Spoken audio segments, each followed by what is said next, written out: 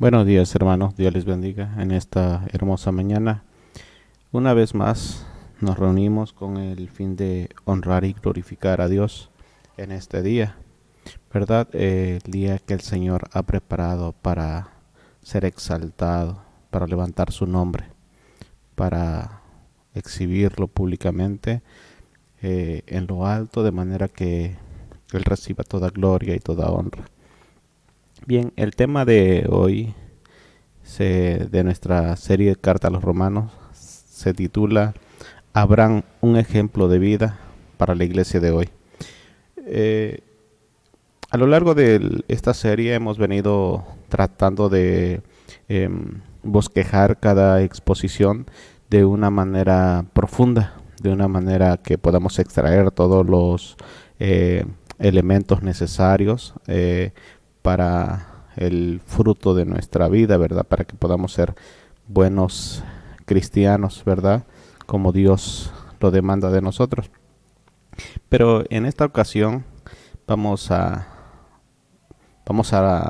como bien se dice, o alguien mencionaba por ahí, que en esta exposición del día de hoy vamos a dejar de ver el árbol para poder ver todo el bosque. ¿Qué quiere decir esto? Que vamos a centrar la exposición de hoy en todo el capítulo 4 del libro de Romanos. Es decir, hoy en esta exposición vamos a ver todo el capítulo 4 del libro de Romanos para poder extraer, ya que a través de este capítulo Pablo nos plasma lo que es la vida de Abraham. Amén. Entonces vamos a tratar de hablar de una manera concisa, pero este tratando de extraer lo que Dios quiere hablar para nuestras vidas. Amén. Entonces vamos a ir a la exposición y para esto quiero pedirles que inclinen su rostro ahí donde usted se encuentre. Eh, Vamos a dar gracias a Dios por este día y también porque queremos que Él bendiga a su pueblo en esta mañana. Padre, te damos gracias por tu amor y tu misericordia, por tu fidelidad. Venimos ante tu presencia, Señor, en esta mañana pidiéndote que tú seas exaltado a través de nuestras vidas. Ayúdanos, Señor, a entender el mensaje de hoy. Abre nuestra mente, nuestro corazón, que nuestro espíritu esté receptor, Señor. Nuestra conciencia pueda ser persuadida de lo que tú tienes para nosotros en este día, que podamos tomar la vida de Abraham de una manera, Señor, en que pueda ser de ayuda para nosotros, siendo que tú lo has puesto como un ejemplo de vida para la iglesia de hoy. En el nombre de Jesús. Amén. Amén. Gloria al Señor. Bueno, sabe, hermano, existen muchas doctrinas fundamentales a la luz de toda la Escritura. Pero hay una en especial que el diablo quiere destruir o torcer, porque al hacerlo estará engañando a una gran cantidad de supuestos seguidores de Cristo. Y digo supuestos porque ningún cristiano verdadero podrá ser engañado. La Escritura enseña que al final de los tiempos habrá muchos engañadores, maestros, profetas y cristos falsos, pero aquellos que son de la verdad andan en la verdad. Por lo tal, muchos caerán y seguirán doctrinas de demonios, como lo especifica Pablo en una de sus cartas. Estos son los falsos creyentes que buscan un evangelio a su manera y por consecuencia una salvación que no demande ningún cambio interior. Realmente estos falsos maestros, profetas y Cristos de alguna manera son permitidos por Dios para limpiar su iglesia, de acuerdo a lo que podemos observar en el capítulo de Mateo 13, ¿verdad? El libro de Mateo capítulo 13 en el verso 24 al 30. Vamos ahí. Dice, les refirió otra parábola diciendo, el reino de los cielos es semejante a un hombre que sembró buena semilla en su campo. Observe que aquí vemos, primero que nada podemos observar que Jesús está hablando que el reino de los cielos es semejante a algo, ¿verdad? Y dice que era un hombre que sembró una buena semilla en su campo. Dice, pero mientras dormían, los hombres, vino su enemigo y sembró cizaña entre el trigo y se fue. Verso 26. Y cuando salió de la hierba y dio fruto, entonces apareció también la cizaña. Vinieron entonces los siervos del padre de familia y le dijeron: Señor, ¿no sembraste buena semilla en tu campo? ¿De dónde pues tienes cizaña? Y les dijo: un enemigo ha hecho esto. Y los siervos le dijeron: ¿quieres pues que vayamos y la arranquemos? Él les dijo: no, no sea que al arrancar la cizaña arranquéis también con ella el trigo. Dejadla crecer juntamente lo uno y lo otro hasta la siega. Y al tiempo de la siega yo diré a los segadores: recoged primero la cizaña y atadla en manojos para quemadla, pero recoged el trigo en mi granero. Observemos que en este pasaje, hermanos, efectivamente la cizaña y el trigo crecen juntos, pero al final de los tiempos, cuando Jesucristo venga por su iglesia, apartará la cizaña. La cizaña representa a aquellos que parecen ser cristianos, pero no lo son. No es aquel que crea conflictos en la iglesia. Cualquier persona que crea conflictos en la iglesia, lógicamente está haciendo el trabajo de cizaña y parece ser cristiano. Pero hay personas que también se mantienen pasivas dentro de la iglesia, pareciera que son muy espirituales, pero realmente, hermano, no hacen nada a favor de la obra. Entonces, lógicamente, estas personas también pertenecen a ese grupo de cizaña. Pero bien, lo que tratamos de resaltar aquí es que dentro de la iglesia hay estos dos frutos, tanto los que son verdaderos como los que no son verdaderos. Bueno, estas personas son engañadas por esta clase de personas, por los falsos maestros y los falsos profetas y los falsos cristos. Yo por eso le digo a la iglesia que si alguien quiere ir a escuchar a otro predicador, yo no tengo ningún problema. Pueden ir a escucharlo, ¿verdad? Porque creo fielmente que les he estado predicando la verdad. Una persona, un pastor que tiene miedo que sus ovejas escuchen a otro predicador, es porque él tiene miedo que escuchen la verdad en otro lugar y se les vayan. Yo no. Yo estoy seguro que las ovejas son de Cristo y ellos pueden escuchar a cualquier predicador, y creo que el Espíritu Santo que está en ellos les guiará a toda verdad y a toda justicia. Ahora bien, si Satanás tuviera la facultad de presentarse corporalmente ante la humanidad, y digo si tuviera la facultad porque no la tiene, de presentarse corporalmente ante la humanidad, hasta el más depravado y sanguinario del mundo creería en Dios. Imagínate a un sicario, a un violador, que de repente se le aparezca el diablo en su esplendor. Estoy seguro que buscaría a Dios. Estoy completamente seguro.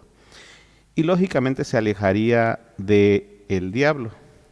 Es por eso que la doctrina de la salvación es el blanco del enemigo, porque a través de ello hace el más grande reclutamiento de adeptos, logrando el engaño perfecto para aquellos que se dicen ser cristianos.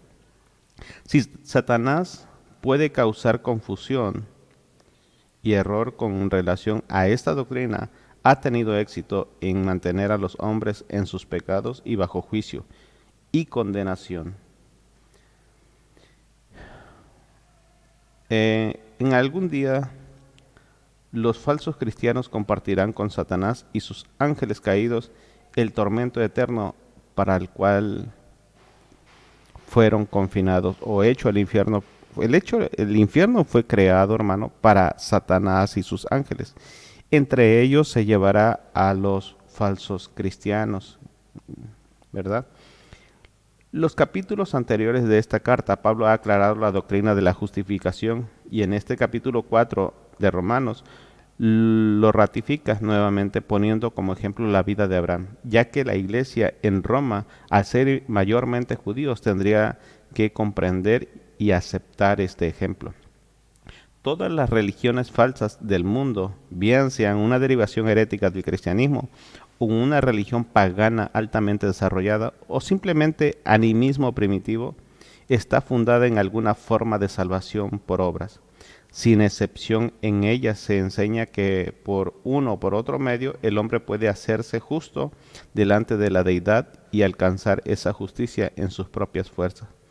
Todo el capítulo 4 de Romanos está dedicado a Abraham, a quien Pablo usa como una ilustración de la verdad bíblica central de que el hombre puede llegar a ser justo delante de Dios únicamente por fe, en respuesta a su gracia y nunca por obras. El versículo 6 al 8 se refiere a David, pero Pablo simplemente está usando a David como una ilustración para ratificar lo que está enseñando acerca de Abraham.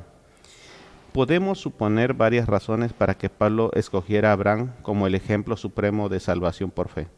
En primer lugar, Abraham vivió hace cerca de 2000 años antes de que Pablo escribiera su carta, demostrando así que el principio de la salvación por fe y no por obras no era algo nuevo de la nueva religión naciente en el judaísmo. Abraham era el primer y más importante patriarca hebreo. Vivió más de 600 años antes de que el antiguo pacto fuera establecido a través de Moisés.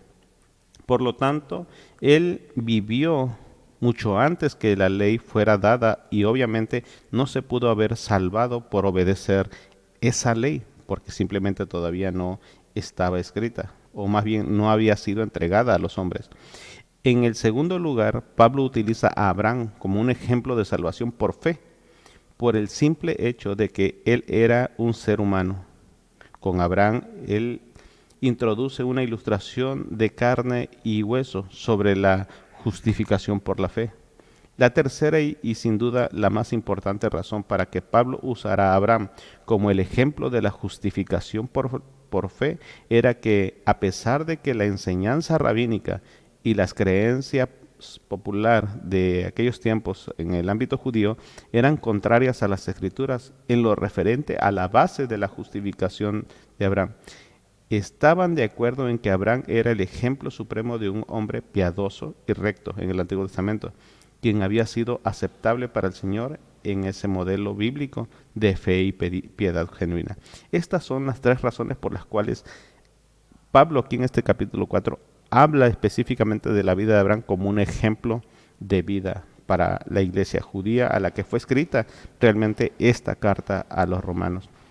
La mayoría de los judíos en el tiempo de Pablo creían que Abraham había sido hecho justo delante de Dios a causa de su propio carácter justo. Creían que Dios había escogido a Abraham para que fuera el padre de su pueblo Israel, debido a que Abraham era el hombre más recto en la tierra durante su tiempo. Esta era una idea que reinaba en los corazones y en la mente de los judíos.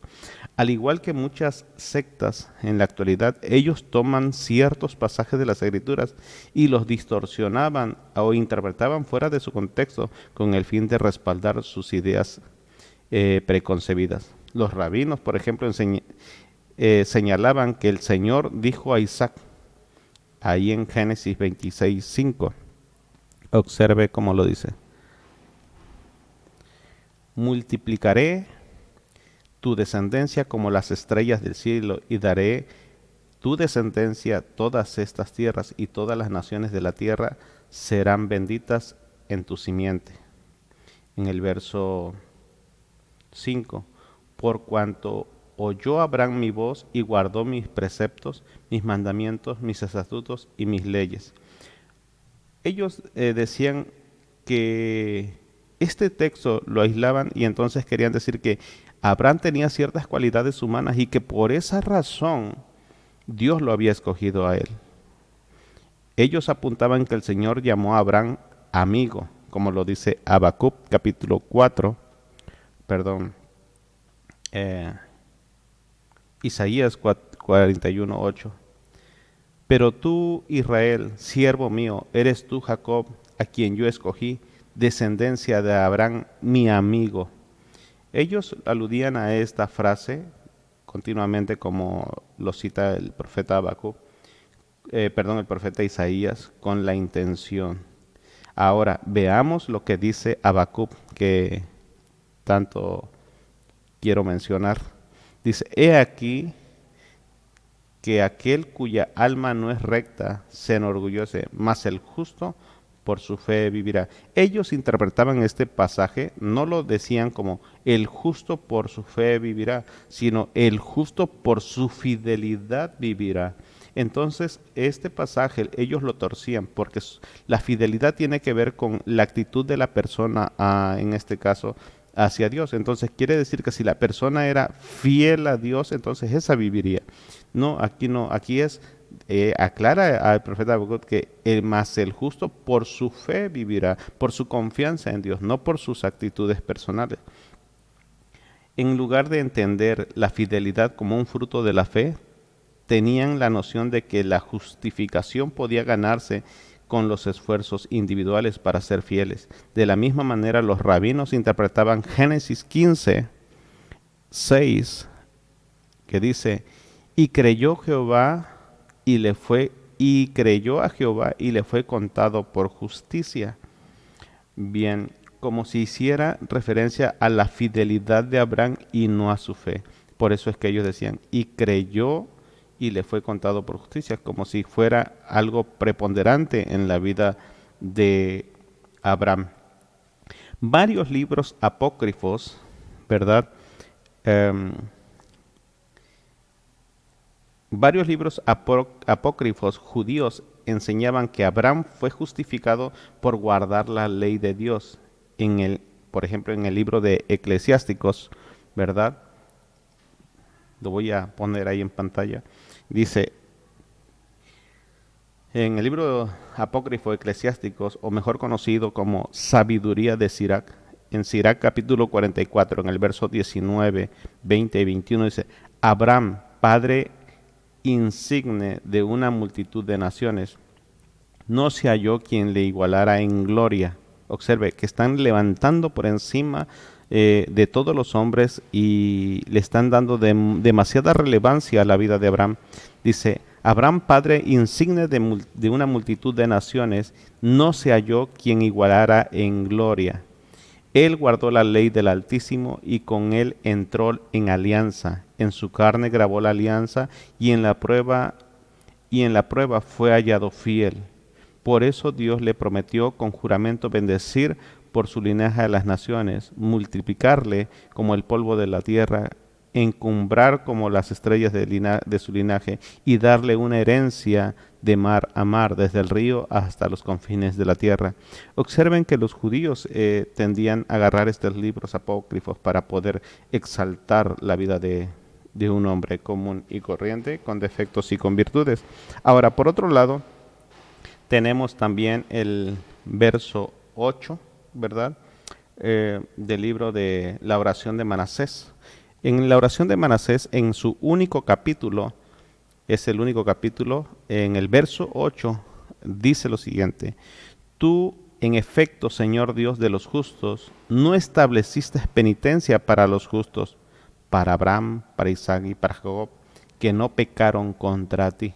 Observe que aquí no nada más citan a Abraham, sino también incluso a Isaac y a Jacob como personas rectas que no necesitaban pagar penitencia, que no necesitaban arrepentirse, ¿verdad? Por otro lado también tenemos el libro del jubileo, ¿verdad? El libro del jubileo en el capítulo 23, verso 9 y 10, dice, las vidas de los antiguos habían sido de 19 jubileos, pero después del jubileo comenzaron a menguar de esta cifra, envejeciendo rápidamente y cortándose sus vidas a causa de las muchas enfermedades y su mala conducta. Abraham constituyó una excepción. Él, por el contrario, fue perfecto en todas sus conductas para con el Señor y grato por su justicia todos los días de su vida, pero no cumplió 4 jubileos de vida hasta que el punto en que envejeció a la vida de tanta maldad, a la vista de tanta maldad y se hartó de sus propios días. Observemos que estos libros apócrifos, que no se consideran inspirados por Dios, sirvieron como una muleta para esas creencias que los judíos tenían. Algunos escritores rabínicos afirman que Abraham era tan bueno en sí mismo que había empezado a servir a Dios cuando tenía 3 años de edad y formó parte de un inclusivo grupo de 7 hombres justos que tuvieron el privilegio de traer de nuevo la gloria, la Shekinah al tabernáculo. No entiendo cómo, si en esos tiempos Abraham vivía en Ur de los Caldeos y no conocía al Señor. Pablo, al utilizar a Abraham como el ejemplo supremo de justificación o salvación solo por fe en las Escrituras, estaba causando trastornos en el baluarte mismo del judaísmo tradicional. Al demostrar que Abraham no fue justificado por obras, el apóstol demolió el fundamento de la enseñanza rabínica, que el hombre es hecho justo delante de Dios guardando la ley. Esto es sobre la base de sus propias obras y esfuerzos religiosos. Si Abraham no fue y no pudo haber sido justificado por la ley, entonces nadie podría hacerlo. Por otro lado, si Abraham fue justificado únicamente y exclusivamente sobre la base de su fe en Dios, entonces todos los demás deben de ser justificados de la misma forma, puesto que Abraham representa el parámetro bíblico de un hombre justo, para judíos y aún para el cristiano de hoy. En esta exposición estaremos observando, como bien hemos dicho, la vida de Abraham a la luz de todo el capítulo 4. Para esto hemos considerado 3 puntos fundamentales en los cuales vamos a citar nuestra exposición el día de hoy. Primero que nada, Abraham no fue justificado por sus esfuerzos, méritos humanos, ni aún por la misma ley de Dios. Abraham fue justificado por la gracia y por la fe. Y la salvación es por voluntad divina. Estos 3 puntos estaremos abordando en este día. Amén. Así que iremos a nuestro primer punto. Nuestro primer punto fundamental es: Abraham no fue justificado por esfuerzos, méritos humanos, ni aún por la misma ley de Dios. Y para esto estaremos citando, para estos evidenciar estos 3 puntos, primero el verso 1 y 2, luego el verso 9 al 12 y luego verso 13 al 15. Amén. Bien, en este punto resaltaremos 3 razones. En este punto resaltaremos 3 razones por las cuales Abraham no fue justificado por la fe. El primero es que no fue justificado por las obras, es decir, por lo que él hacía. Abraham no fue justificado por la circuncisión y Abraham no fue justificado por la ley. Amén. Bien. En el verso 1 podemos observar efectivamente que dice que Abraham no fue justificado por las obras. ¿Qué pues diremos? Empieza Pablo el capítulo 4 del verso 1. ¿Qué pues diremos? Que halló Abraham nuestro padre según la carne, porque si Abraham fue justificado por las obras, tiene de qué gloriarse, pero no para con Dios. En otras palabras, sirve de ejemplo para nosotros, tiene honra y gloria de parte de los hombres, pero delante de Dios no significa nada. Es lo que está tratando Pablo de decir en este capítulo, en este verso, en estos 2 textos que estamos examinando, ¿verdad? En el verso Pablo sugiere a los lectores que piensen un poco en la vida de Abraham, el cual todo buen judío acepta como patriarca y fundador del pueblo, el cual Dios estableció el pacto de la circuncisión. Por esta razón Pablo lo cita para llamar su atención. En el verso 2, ¿verdad?, pone en primer argumento y aclara que Abraham tuvo buen testimonio delante de los hombres, pero no así delante de Dios. Como bien mencionamos, Abraham no fue perfecto como muchos de los judíos lo creían. A lo largo del Antiguo Testamento encontramos al patriarca cometiendo varias infracciones por motivos egocentristas. Por ejemplo, en una ocasión le mintió al faraón de Egipto. En Génesis capítulo 12, en el verso 10 al 13, dice así: hubo entonces hambre en la tierra y descendió Abraham a Egipto para morar allá, porque era grande el hambre en la tierra. Y aconteció que cuando estaba para entrar en Egipto, dijo a Sarai su mujer: he aquí, ahora conozco que eres mujer de hermoso aspecto. Está hablando Abraham con su esposa, ¿verdad? Y cuando te vean los egipcios, dirán, su mujer es, y me matarán a mí, y a ti te reservarán la vida. Ahora pues, di que eres mi hermana, para que me vaya bien por causa tuya, y viva mi alma por causa de ti. Observemos que a la luz de este pasaje hay varios sentimientos egocéntricos de parte de Abraham. Primero, quiere preservar su vida a costa de la de su esposa. Segunda, está provocando a su esposa a que mienta a otra persona. Y tercero, él quiere que le vaya bien a una cuesta de su propio matrimonio. Entonces podemos ver que el justo Abraham, de los cuales los judíos piensan, no es tan justo. Y está escrito en el mismo Pentateuco, cosa que registro que el mismo Moisés escribió, ¿verdad? En otra ocasión, eso fue porque tenía ciertos problemas de carácter Abraham todavía, ¿verdad? La falta de confianza y de carácter provoca que Sara peque. En Génesis capítulo 16, verso 2. Ya habíamos visto que ya había pecado Sara al hacerle caso a su esposo, al gran Abraham, ¿verdad? Ahora veamos en Génesis capítulo 16, verso 1. Sarai, mujer de Abraham, no le daba hijos y ella tenía una sierva egipcia que se llamaba Agar, ¿verdad? Y dijo entonces Sarai a Abraham, ya ves que Jehová me ha hecho estéril, te ruego pues que te llegues a mi sierva, quizá tendré hijos de ella.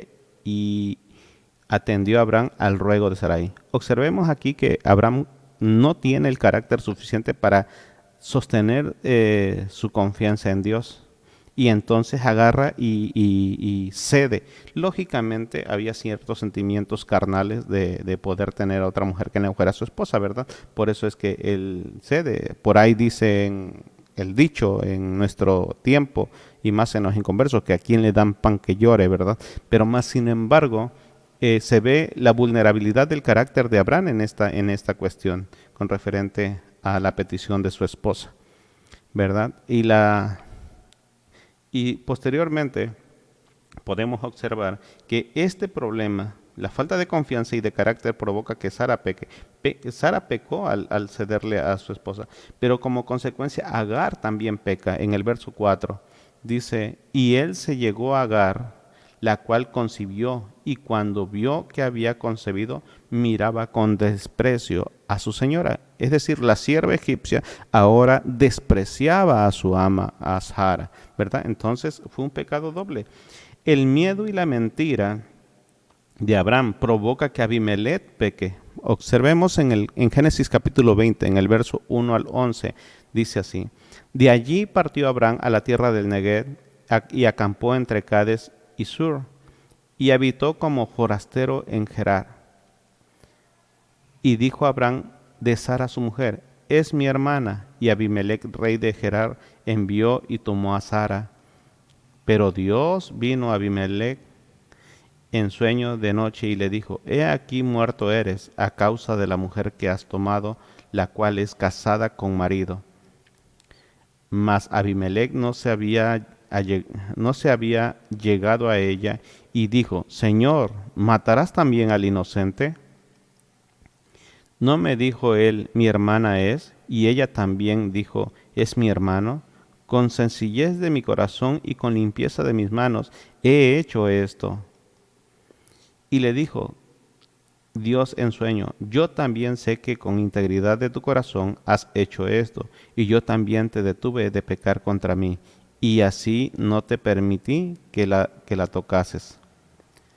Ahora pues, devuelve la mujer a su marido, porque es profeta, y orará por ti, y vivirá. Y si no la devolviere, sabe que de cierto morirás tú y todos los tuyos. Entonces Abimelech se levantó de mañana y llamó a todos sus siervos y dijo todas estas palabras en los oídos de ellos, y temieron los hombres en gran manera. Después llamó Abimelech a Abraham y le dijo, ¿qué nos has hecho? ¿En qué pequé yo contra ti, ¿qué has traído sobre mí y sobre mi reino tan grande pecado? Lo que no debiste hacer, has hecho conmigo. Dijo también Abimelech a Abraham, ¿qué pensabas para que hicieses esto? Abraham respondió, porque dije para mí, ciertamente no hay temor de Dios en este lugar y me matarán por causa de mi mujer. Si observamos aquí en este pasaje, realmente Abraham se adelantó a hacer juicio en contra de un grupo de personas, siendo que no había temor de Dios, y también provocó que su mentira pecara una persona que estaba dentro de los planes de Dios, en lo cual Dios tuvo que intervenir directamente para poder no dejar caer en pecado a estas personas. Como podemos ver en el juicio de Dios, no habrá una balanza en, en, en aquel día, ¿verdad? No habrá ninguna balanza en la cual se puedan pesar las buenas obras y las malas obras. El pecado, sea chico o sea grande, es pecado. Y ese pecado separa de la presencia de Dios. En Ezequiel, en el capítulo 18, en el verso 4, dice, he aquí que todas las almas son mías, como el alma del Padre, así el alma del Hijo es mía. El alma que pecare, esa morirá. Observe que no hay razón ni manera en que pueda ser justificada. La persona que peca, ya sea que sea pecado chico o grande, esa persona tiene que morir. Romanos 3:23, por cuanto todos pecaron y están destituidos de la gloria de Dios. Lo mirábamos la semana pasada.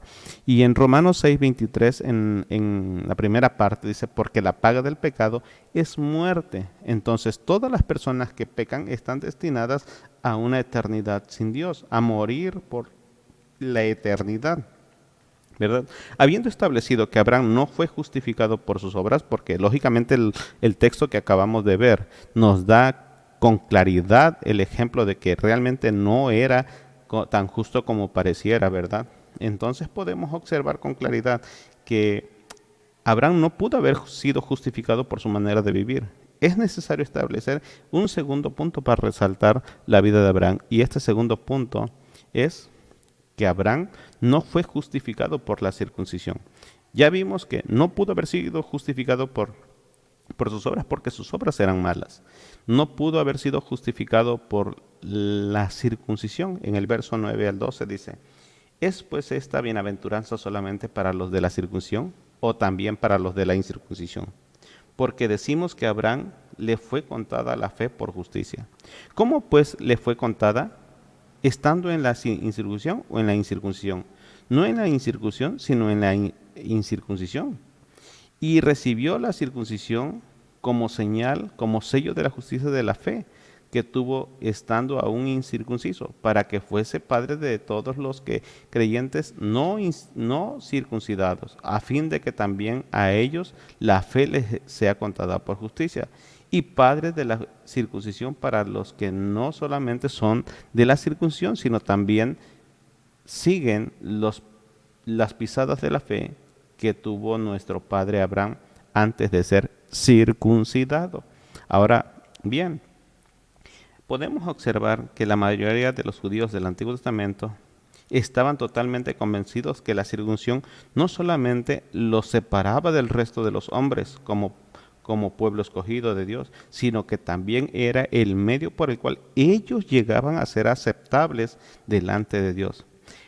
El escritor judío apócrifo llamado el libro de los jubileos declara lo siguiente. Observemos.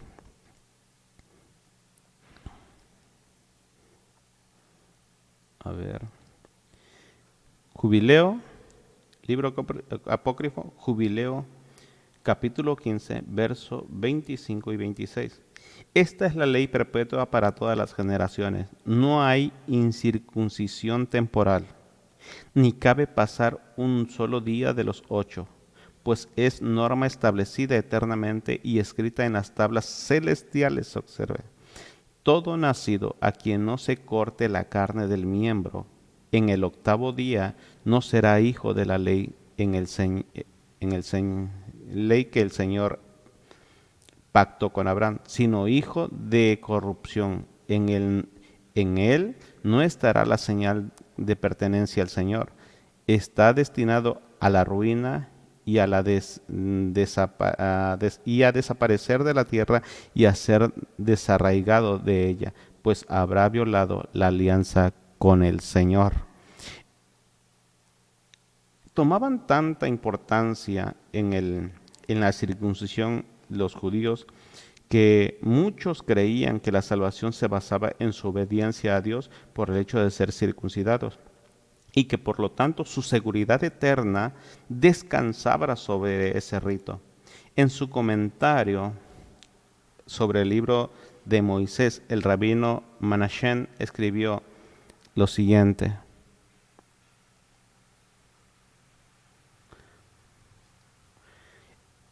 nuestros rabinos han dicho que ningún hombre circuncidado verá jamás el infierno. Eso está registrado en el folio número 43, columna 3 del comentario al libro de Moisés.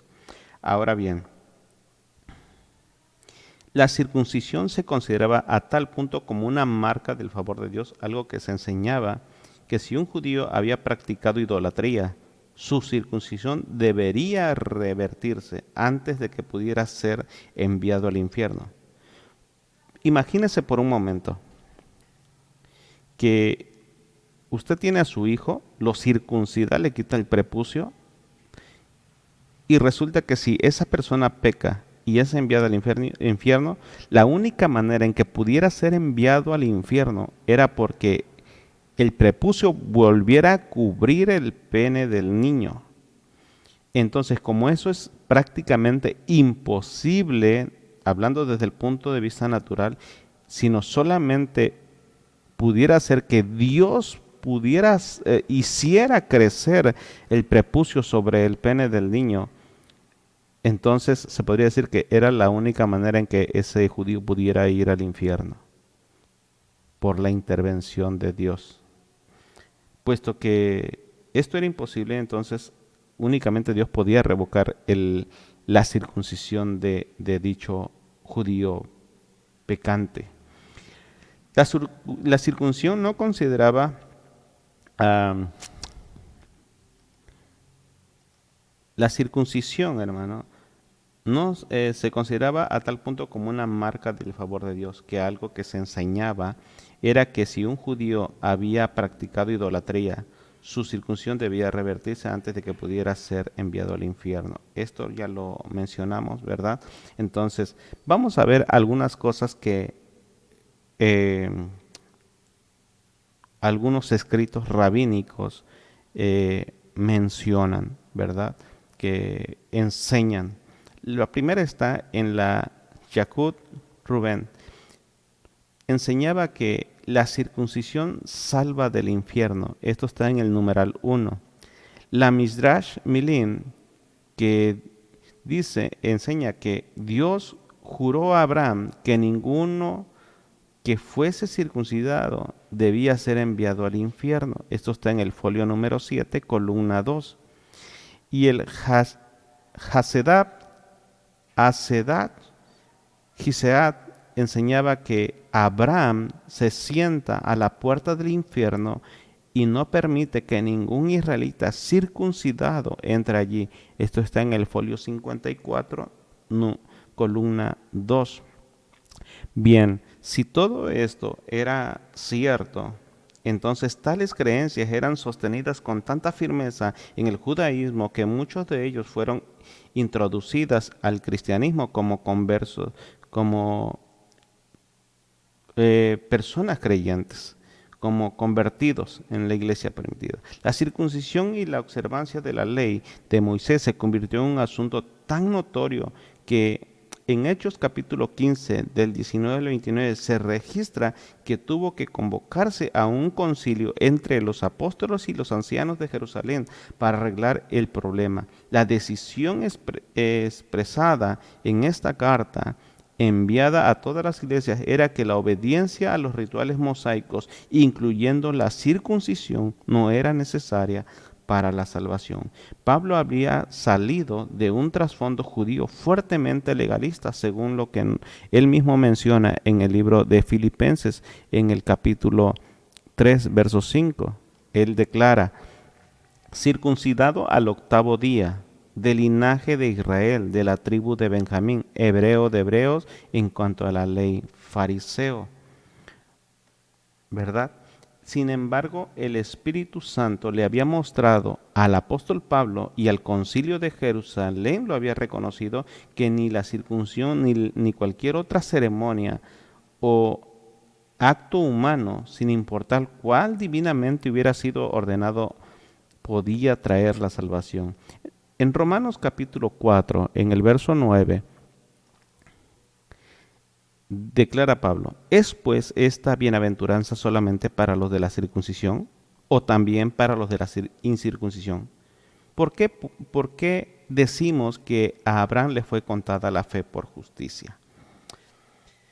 Bien, si vemos hacia atrás en la vida de Abraham, en Génesis capítulo 16, en el verso 6, podemos observar en una línea cronológica que en el verso 16, verso 6, dice: y respondió Abraham a Sarai: he aquí, tu sierva está en tu mano, haz con ella con lo que bien te parezca. Y como Sarai afligía, ella huyó de su presencia. Todo esto, hermano, estamos en el contexto de la promesa de Isaac. Todavía no se establecía la circuncisión como el pacto supremo, ¿verdad? Pero más sin embargo, en el verso 17 podemos ver, ¿verdad?, que era Abraham de edad de 99 años cuando se le apareció Jehová y le dijo: yo soy Dios Todopoderoso, anda delante de mí y sé perfecto. Y pondré mi pacto sobre mí y ti, y te multiplicaré en gran manera. Esta es la señal. Observe bien. Dice: entonces Abraham se postró sobre su rostro, y Dios habló con él diciendo: he aquí, mi pacto es contigo, y será padre de muchedumbre de gente. Y no se llamará más tu nombre Abraham, sino que será tu nombre Abraham, porque te he puesto por padre de muchedumbre. Aquí tenemos que ver que el nombre de Abraham, así como tal, sin la H y sin la otra A, entonces significaba padre enaltecido. En otras palabras, un padre que era egocéntrico, un padre que buscaba su propio beneficio. Mas sin embargo, cuando Dios lo transforma, cuando Dios entra en pacto con él, entonces le cambia el nombre y ahora le llama Abraham, que es padre de multitudes. Entonces, aquí continúa, dice: porque te he puesto por padre de muchedumbre de gentes, y te multiplicaré en gran manera, y haré naciones de ti, y reyes saldrán de ti. Y estableceré mi pacto entre mí y ti y tu descendencia después de ti en sus generaciones, por pacto perpetuo, para ser tu Dios y el de tu descendencia después de ti. Y te daré a ti y a tu descendencia después de ti la tierra en que moras, toda la tierra de Canaán, en heredad perpetua, y seré el Dios de ellos. Dijo de nuevo Dios a Abraham: en cuanto a ti, guardarás mi pacto tú y tu descendencia después de ti por sus generaciones. Este es mi pacto que guardaréis entre mí y vosotros y tu descendencia después de ti. Será circuncidado todo varón de entre vosotros. Circuncidaréis pues la carne de vuestro prepucio, y será por señal del pacto entre mí y vosotros. Si nosotros observamos, hermano, con claridad, entonces nosotros podemos ver que le dan la promesa a Abraham, y luego le dan la promesa del hijo, ¿verdad? En el verso 16. Y en el verso 17, hermano, podemos observar con claridad que realmente Dios establece el pacto, la promesa, le da la promesa, y la señal del pacto sería la circuncisión. No era que a través de la circuncisión Abraham era aceptado, no. Se lo dio como señal de que él había creído a Dios. Amén. Bien. Continúa Pablo diciendo en el verso 9, ¿verdad?, de Romanos 4:9. Porque decimos ah, a ver,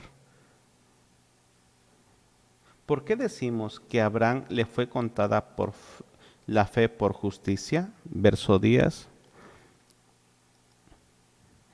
¿Cómo pues le fue contada? ¿Estando en la circuncisión o en la incircuncisión? Aquí Pablo hace la pregunta.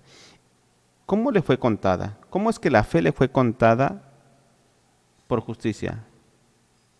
¿Estando en la circuncisión o en la incircuncisión? Viendo la evidencia, hermano, lógicamente, la fe fue, la fe que le fue contada por justicia fue antes de que Abraham fuera circuncidado, no después de que fue circuncidado. Entonces, por lo tanto, por eso es que Pablo se apresura a contestar inmediatamente. Dice, no en la circuncisión, sino en la incircuncisión. Es decir, antes de que fuera circuncidado, ya le había sido contado la fe por justicia.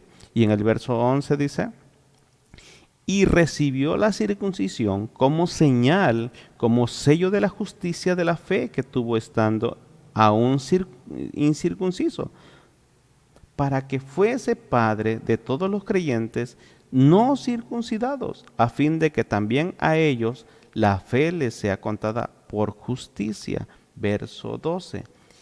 Y padre de la circuncisión para los que no solamente son de la circuncisión, no solamente para los judíos, sino que también siguen las pisadas de la fe que tuvo nuestro padre Abraham antes de ser circuncidado. Aquí Pablo aclara el resto por el cual Abraham no fue justificado por la circuncisión, sino que la circuncisión le fue dada como una señal de que ya había tenido fe. Amén. El tercer punto a resaltar, ¿verdad? Es el siguiente. No fue justificado por la ley. Ya vimos que no fue justificado por sus obras, no fue justificado por la circuncisión y tampoco pudo haber sido justificado por la ley. Verso 3 al 15. Porque no por la ley fue dada a Abraham a su descendencia la promesa de que sería heredero del mundo, sino por la justicia de la fe. Porque si los que son de la ley son los herederos, van a resultar la fe, anulada la promesa, pues la ley produce ira, pero donde no hay ley, tampoco hay transgresión.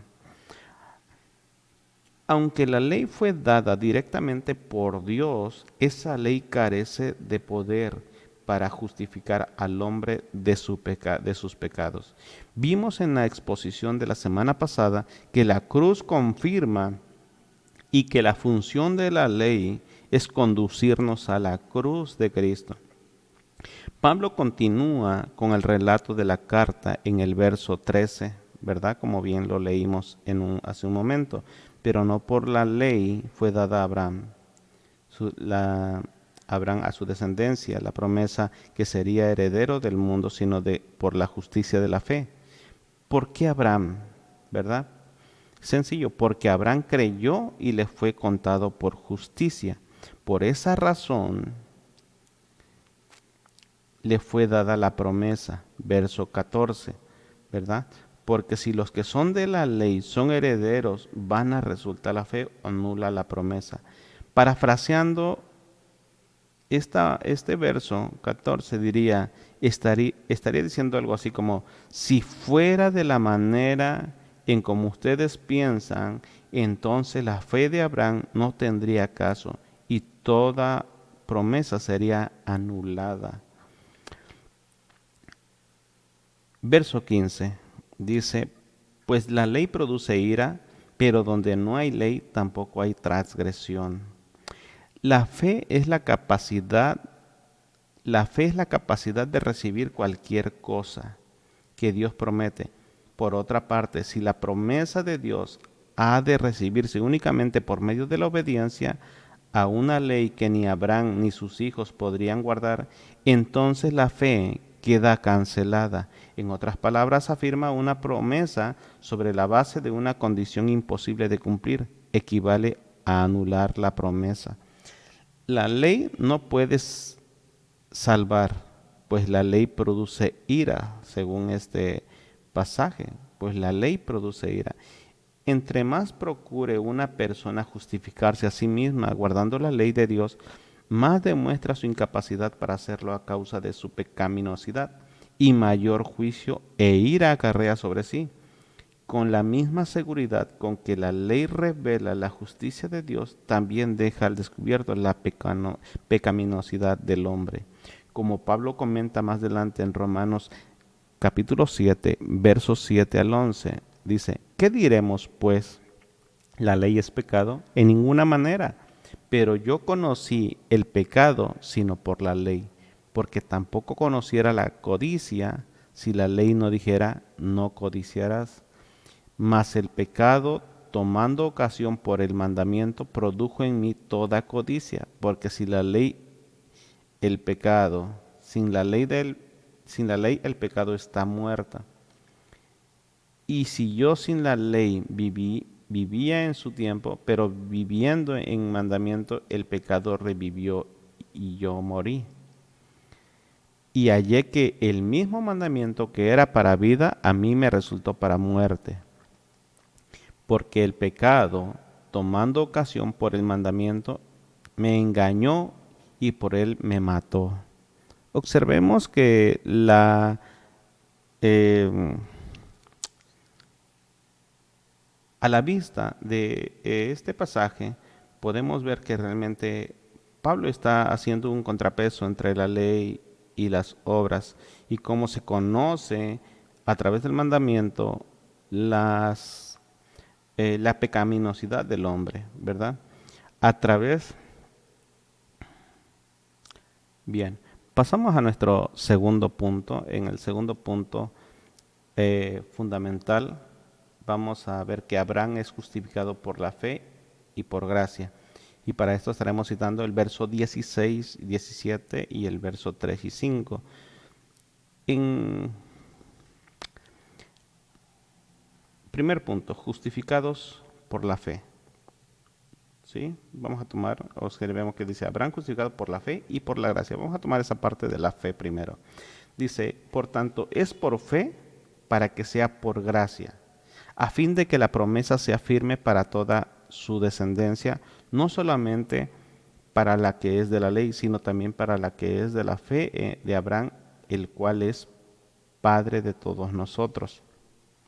Entonces menciona aquí dos elementos fundamentales para poder hablar sobre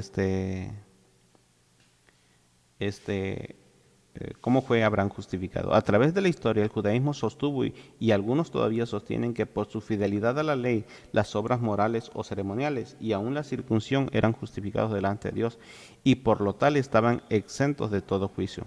Pablo en este segundo punto pone en relieve dos parámetros fundamentales para ser justificados. Primero es la fe y luego es la gracia, ¿verdad? Sin las obras si las promesas de Dios fueran sostenidas por las obras, emociones, palabra, compromiso y fidelidad de los hombres, no tendría un alcance eterno.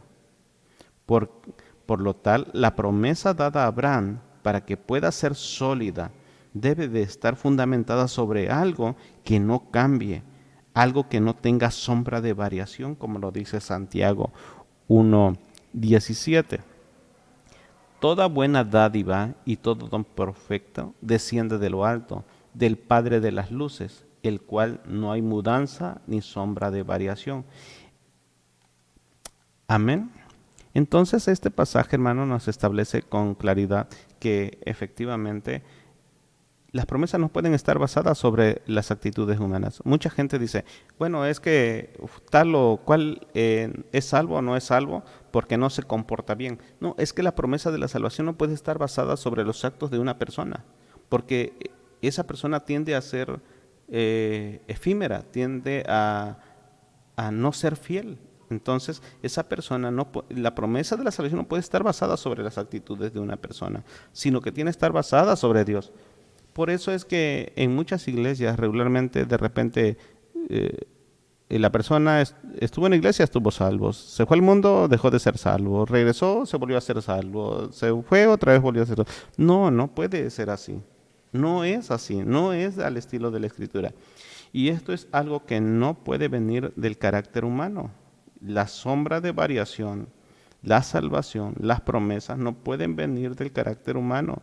Pablo escribió estas dos verdades en Efesios en el capítulo 2 y 8.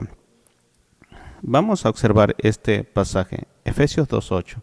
Dice, porque por gracia sois salvos por medio de la fe. Y esto no es de vosotros, pues es un don de Dios. Bueno, la gracia es y será un favor magnífico de Dios y merecido de parte del hombre. Todo el tiempo, aún antes de Abraham, las personas son salvas por la gracia de Dios. Sin la gracia de Dios, nadie puede ser justificado, ni aun los santos de la antigüedad. Noé, Abraham, todos y cada uno de ellos no merecían ser salvos, pero la gracia de Dios fue extendida sobre ellos y ellos respondieron en fe. Observemos Génesis 6:8. Dice, pero Noé halló gracia ante los ojos de Jehová. Es decir, la gracia ha existido por toda la eternidad. Desde antes de la ley, desde antes de que Jesucristo viniera, Dios, su gracia se ha visto manifiesta todo el tiempo. Aleluya. Bien, ahora veamos. Ya hemos visto que la gracia y la fe son evidentes. Ahora veamos esta parte.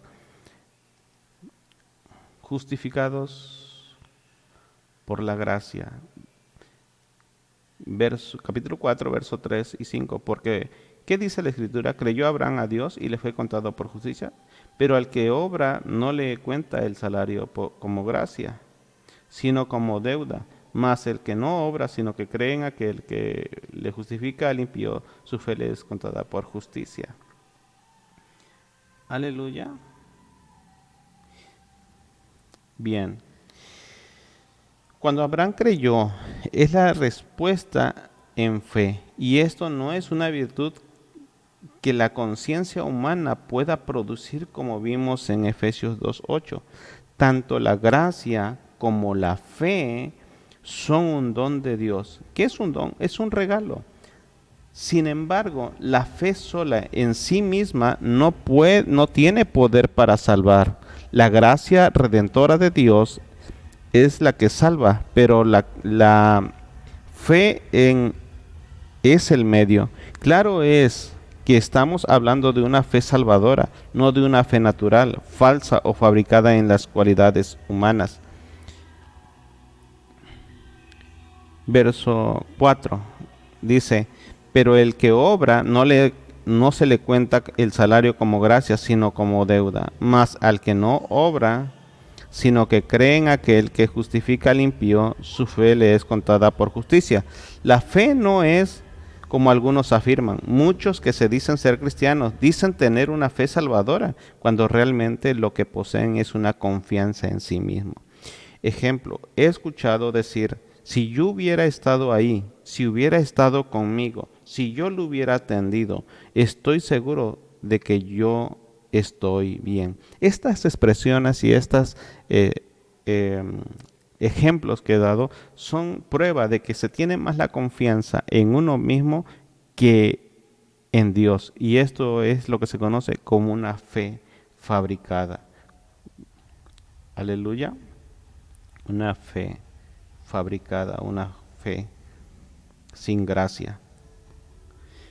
Pablo aclara aquí rotundamente que la fe salvadora es algo totalmente aparte de cualquier clase de obras humanas. Si el hombre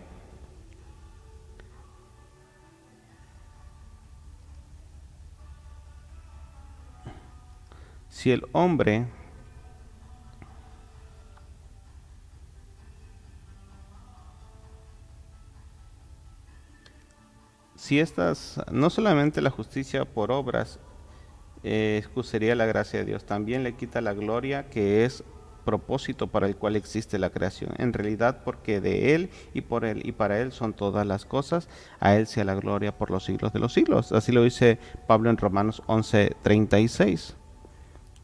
Amén. Hebreos capítulo 11, verso 17 al 19 nos relata que Él era lo que pasaba por la mente de Abraham cuando iba a sacrificar a su hijo. Hebreos 11, 17. Observe cuando dice, por la fe Abraham cuando fue probado ofreció a Isaac en el que había recibido las promesas, a su, ofrecía su unigénito, habiendo, habiéndosele dicho, a Isaac te será llamada descendencia. Pensando, observe lo que pensaba Abraham, pensando que Dios es poderoso para levantar aún de entre los muertos de donde en sentido figurado también le volvió a recibir. Ahora, muchos cristianos de hoy usan la fe esperando que Dios les libre de las malas situaciones. Abraham realmente no estaba pensando en que Dios le proveía un cordero para el sacrificio cuando iba a, este, a desangrar a su hijo. Él con tal de obedecer a Dios estaba dispuesto a quitarle la vida a Isaac y que Dios tenía el poder para volverlo a la vida y cumplir su promesa de bendecir su descendencia. La salvación. Vamos a nuestro último y tercer punto de esta mañana. El tercer punto fundamental, la salvación es por voluntad divina. Verso 18 al 21. Y vamos a ver tres realidades de la fe salvadora. La salvación es por voluntad de Dios. A la luz de las exposiciones que hemos estado viendo, llegamos a la conclusión que la salvación no es algo que nazca en el corazón del hombre, aunque el temor a la muerte y al sufrimiento en su interior desee ser salvado, no está en la facultad de lograrlo. En este pasaje examinaremos tres realidades de la fe salvadora que habitó en Abraham. Primero, el análisis. Segundo, la respuesta. Y tres, la aplicación. El análisis. En el análisis encontramos 5 características claves de la fe de Abraham. ¿Sí? Vamos a verlo. Primero es que la fe salvadora produce deseo, anhelo. ¿Sí? En el verso 18 podemos observar con claridad que dice, y creyó en esperanza contra esperanza para llegar a ser padre de mucha gente, conforme a lo que se le había dicho, así será tu descendencia. Bien, si nosotros observamos bien, los términos esperanza y fe están relacionados, pero no son lo mismo. Y en este caso, esperanza es el deseo con respecto a algo que puede ser cierto o puede ocurrir, mientras que la fe es la firme confianza de que algo es cierto y va a ocurrir. El patriarca antiguo tuvo esperanza cuando desde el punto de vista humano no existía en absoluto alguna base o justificación para tal esperanza. No obstante, a pesar de la aparente imposibilidad que esperaba, él creyó que sucedería como David había dicho. La sustancia de la fe de Abraham era Dios, no su fuerza varonil, puesto que ya era anciano, y en particular su promesa en el sentido de que él llegaría a ser padre de mucha gente, conforme a lo que se le había dicho, así será tu descendencia. ¿Cómo podría ser esto?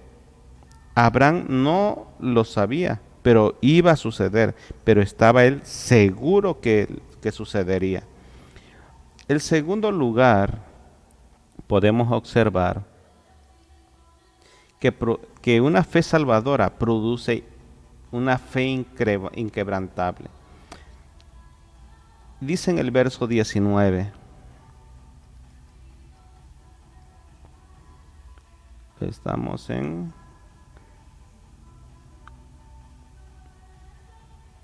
verso, en el 15, no,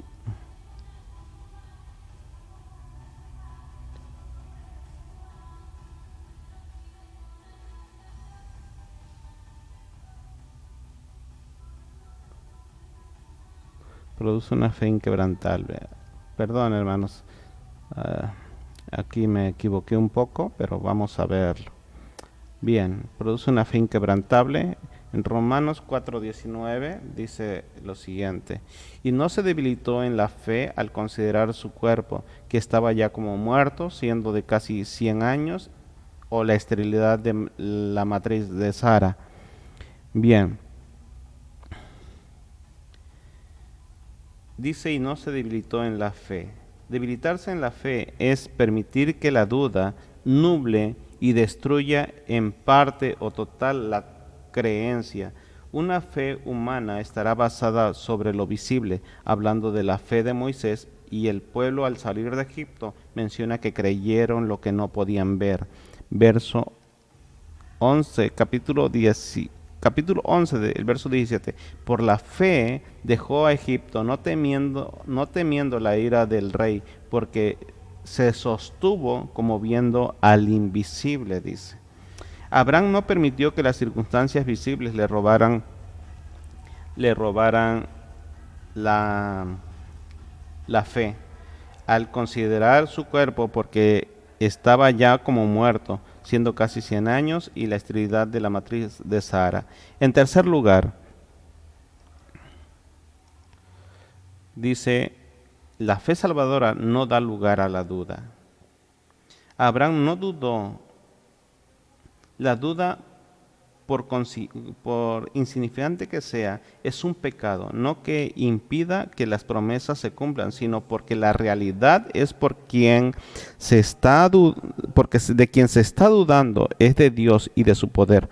Por eso en el verso 20 dice: tampoco dudó por incredulidad de la promesa de Dios, sino que se fortaleció en fe, dando gloria a Dios. Y esta parte, dando gloria a Dios, nos da lugar a al cuarto punto. El cuarto punto viene siendo que tiene propósitos definidos. La fe salvadora tiene propósitos bien definidos. Volvemos al verso 20, donde dice que dando la gloria a Dios. La fe de Abraham tenía un propósito específico, y este propósito no era en beneficio propio, sino era darle la gloria a Dios. En quinto y último lugar, la fe salvadora tiene convencimiento. En el verso 21 dice así: plenamente convencido de que era también poderoso para hacer todo lo que había prometido. La fe lo convencía a él del poder de Dios, y que ese poder era más que suficiente para cumplir lo que había prometido. Ahora sí, nuestro tercer y último punto: la salvación es por voluntad divina.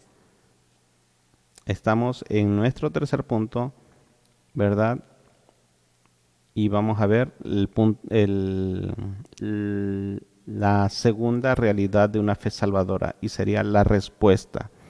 Amén. Dice el verso 22: por lo cual también su fe le fue contada por justicia. ¿Sí?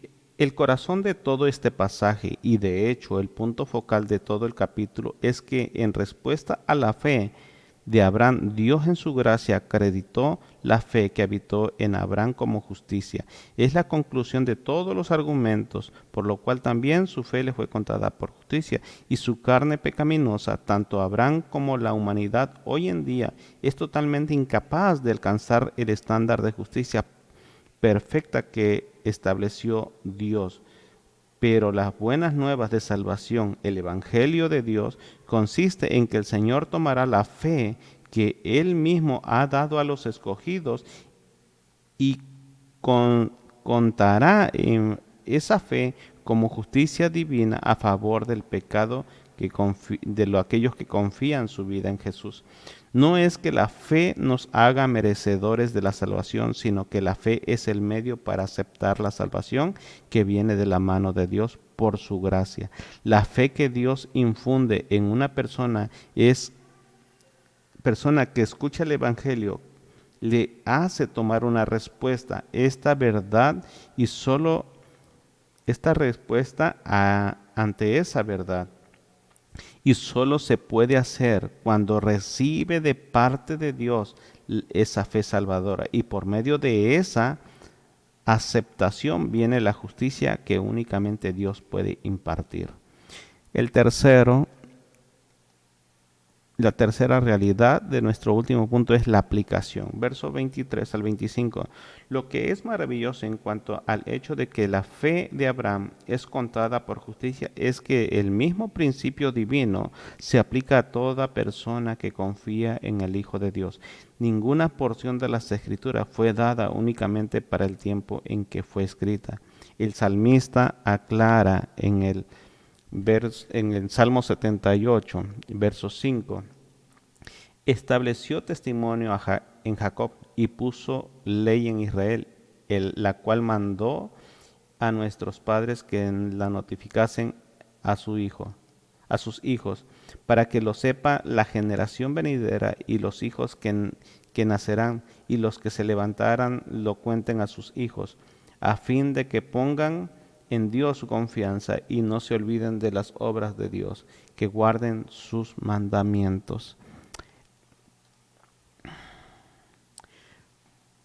Pablo expresa esta misma verdad, le expresa más adelante en Romanos 15:4, y dice, porque las cosas que se escribieron antes para nuestra enseñanza se escribieron, a fin de que por la paciencia y la consolación de las Escrituras tengamos esperanza.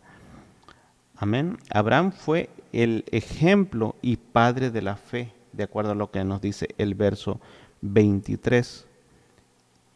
Y no solamente con respecto a él se escribió que le fuese contada, refiriéndose a Abraham.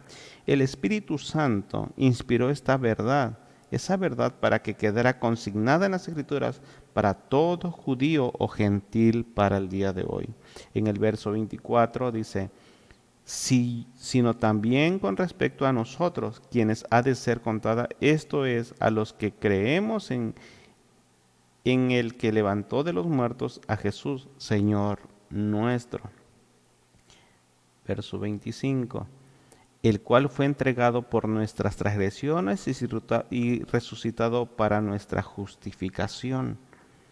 Hermano, en conclusión, la justificación trae bendición. Un texto que no toqué fue Romanos capítulo 4, versos 6 al 8, donde cita a David. Lo voy a hacer en este momento. Dice, como también David habla de la bienaventuranza del hombre a quien Dios atribuye justicia sin obras. Aquí Pablo está citando a David y como David lo escribió en el Salmo, diciendo, bienaventurado aquellos cuyas iniquidades son perdonadas y cuyos pecados son cubiertos. Bienaventurado el varón a quien el Señor no inculpa de pecado. Bien, Pablo cita aquí a David con el fin de establecer el hecho de que el rey más grande de Israel, el cual ellos tenían en gran estima, tanto como para que su sepulcro fuera el único digno de estar dentro de la ciudad santa, como lo mencionan en Hechos capítulo 2, verso 29. Dice, varones, hermanos, se os puede decir libremente del patriarca David, que murió y fue sepultado, y su sepulcro está con nosotros hasta el día de hoy. El hecho de que solamente el sepulcro de David fuera el único digno para estar dentro de la ciudad santa, quiere decir esto, que lo tenían en gran estima a David. Y David escribió en el Salmo 32, esto que cita Pablo, bienaventurado aquel cuya transgresión ha sido perdonada y cubierto su pecado. Bienaventurado el hombre a quien Jehová no culpa de iniquidad y en cuyo espíritu no hay engaño. Aleluya. Este hombre, conforme al corazón de Dios, escribió esto. La bienaventuranza de la que él está hablando es la salvación, la suprema bienaventuranza y bendición que Dios ofrece a la humanidad caída. Los únicos que la pueden recibir son aquellos a quienes Dios atribuye justicia sin obras. Bienaventurada aquel cuya transgresión ha sido perdonada y cubierto su pecado. David entendió con claridad la gracia de Dios, por eso escribió este salmo. Las personas de fe genuina son bienaventurados proclama David, porque gracias a la provisión generosa de Dios, sin iniquidad son perdonados, debido a que sus muchos pecados son cubiertos, y porque el Señor no culpa de pecados. Abraham fue justificado por su fe únicamente. David fue justificado por la fe. Y todo creyente antes y después de ellos ha sido justificado únicamente por fe. La fe de un pecador no es algo que produzca por buena conciencia, buenos deseos o por su razonamiento. Esta fe proviene de Dios. Dios es quien infunde al pecador esa fe y es por su gracia que la recibe. Efesios 2:9, esta fe viene de Dios y debe de producir el deseo de andar en buenas obras, de acuerdo a lo que dice Efesios capítulo 2, 8 al 10, porque por gracia sois salvos por medio de la fe, y esto no es de vosotros, pues es un don de Dios, no por obras para que nadie se gloríe, porque somos hechura suya, creados en Dios para buenas obras, las cuales Dios preparó de antemano para que anduviésemos en ellas. Las buenas obras, hermanos, no son señal de la salvación, no son requisitos para la salvación, sino que Dios las preparó de antemano para que fueran la evidencia de que ya somos salvos. Hermanos, nadie, absolutamente nadie puede ser justificado por la fe. Nadie puede ser justificado por lo que piensa, dice o hace, solo a través del sacrificio de la cruz. Y este sacrificio se recibe por fe y esta fe es infundida por la gracia de Dios. Nadie puede ser justificado de otra manera.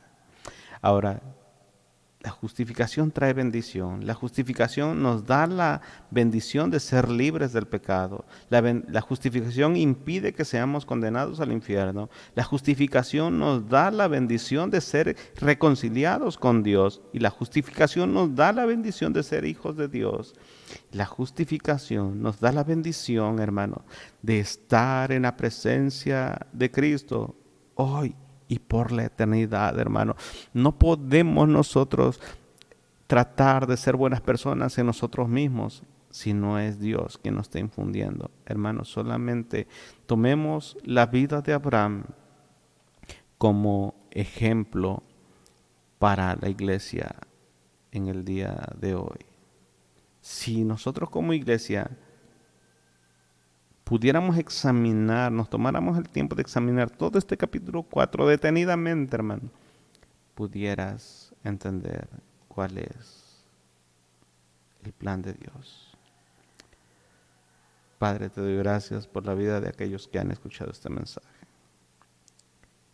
Y te pido, Señor, que de la misma manera, Señor, en que me has inspirado y me has motivado, Señor, a seguir adelante a través de este mensaje, puedan, Señor, tus hijos, Padre amado, cada persona que escucha, Señor, ser desafiado a tomar el ejemplo de Abraham. Ayúdanos, Señor, en el nombre de Jesús. Espíritu Santo, trabaja en tus hijos de una manera sobrenatural. Amén. Amén.